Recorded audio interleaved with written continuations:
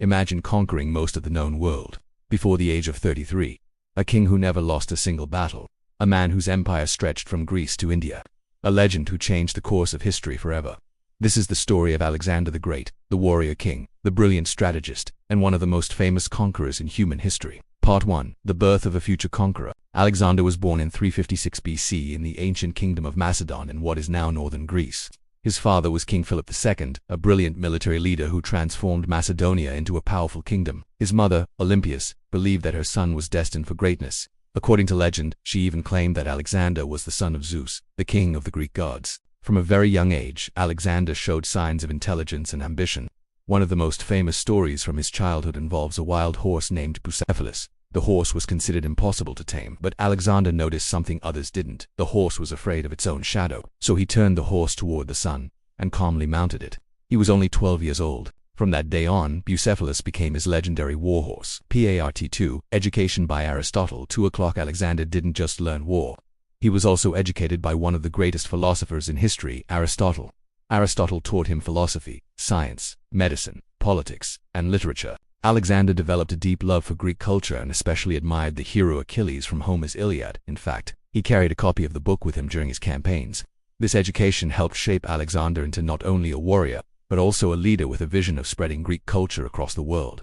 Part 3. Becoming king. In 336 BC, Alexander's father, King Philip II, was assassinated. Alexander was only 20 years old when he suddenly became king, but many Greek cities believed the young king would be weak. They rebelled. Alexander responded quickly and brutally. The city of Thebes revolted against him and Alexander destroyed it completely as a warning to others. After that, the Greek world accepted his rule. Now, Alexander turned his attention to the greatest enemy of Greece, the Persian Empire. Part 4. The war against Persia. At the time, the Persian Empire was the most powerful empire on earth. But in 334 BC, Alexander crossed into Asia with an army of about 40,000 soldiers. This began one of the most legendary military campaigns in history. His first major victory came at the Battle of the Granicus River. Then came an even more famous battle. Part 5. The Battle of Issus in 333 BC. Alexander faced the Persian king Darius III at the Battle of Issus. Even though Darius had a much larger army, Alexander used clever tactics and aggressive cavalry attacks. The result, a crushing victory. Darius fled the battlefield, leaving behind his family and treasure. From that moment, Alexander became a legend.